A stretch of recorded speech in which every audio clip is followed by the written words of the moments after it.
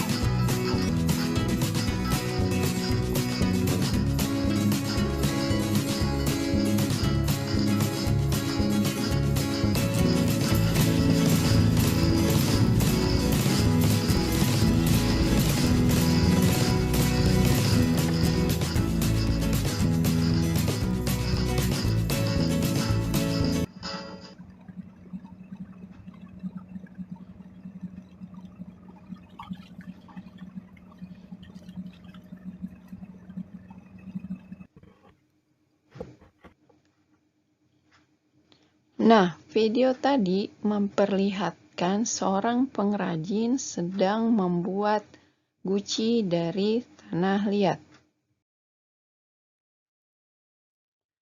Nah, sekarang perhatikan benda di sekitarmu. Apakah ada benda atau kerajinan yang terbuat dari bahan lunak?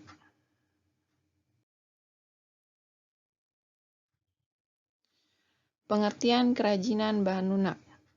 Sebelumnya, kita harus ketahui dulu apa pengertian dari bahan.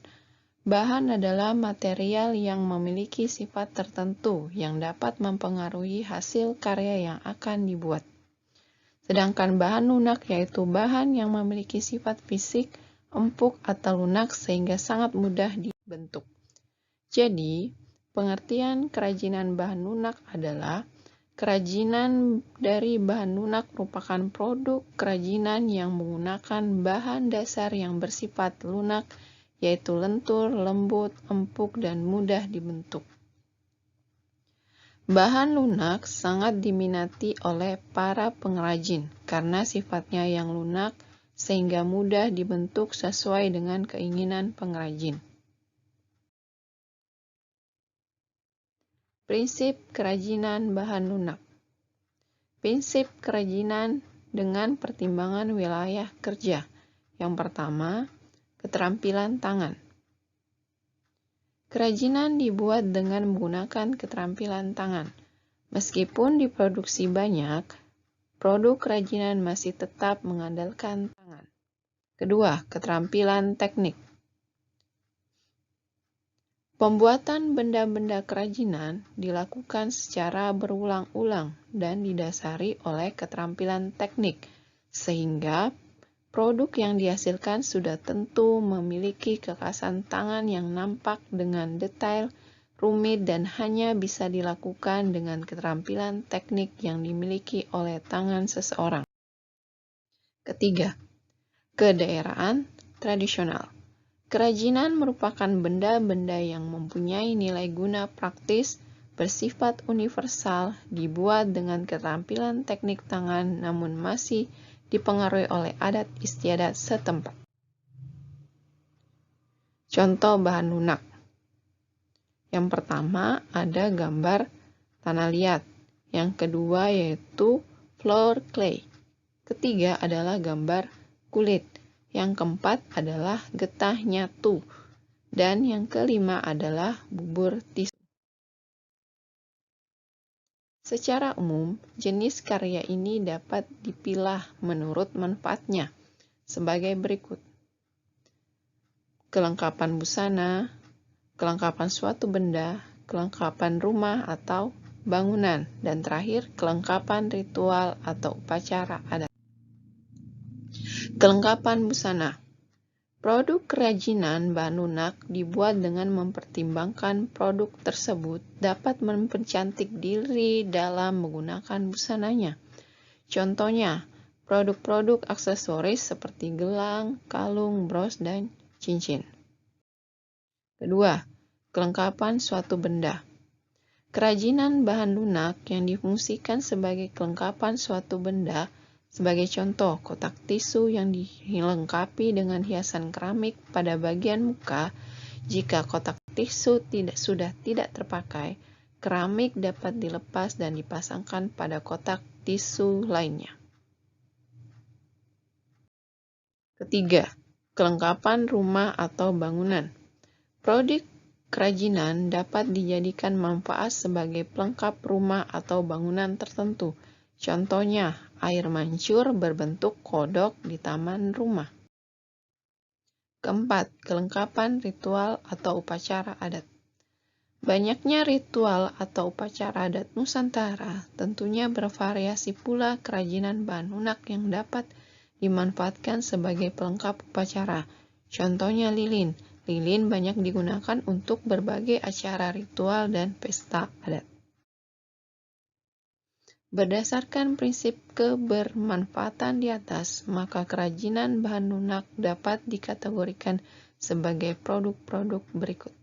Yang pertama, menambah keindahan. Kedua, memberi penekanan atau kekhasan pada suatu benda. Ketiga, menjadi prasyaratan pemakaian. Keempat, merupakan petanda atau simbol. Produk kerajinan bahan lunak dijadikan sebagai petanda atau simbol suatu kepentingan. Kelima, dibuat khusus sesuai benda aslinya atau duplikasi. Yang keenam, sebagai bagian dari. Itulah tadi materi untuk pertemuan pertama kita kali ini. Ibu harap kalian bisa mencermati dengan baik. Nah, silakan kalian menjawab soal-soal yang ada di Google Classroom. Terima kasih.